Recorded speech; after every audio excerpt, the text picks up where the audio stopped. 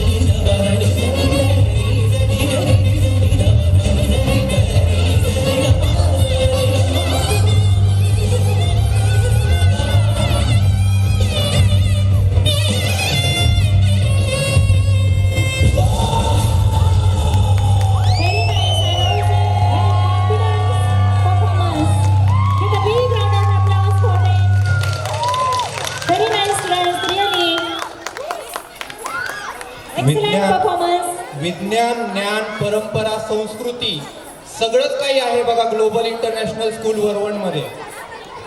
सर्वांनी जोरदार टाळ्या वाजवा।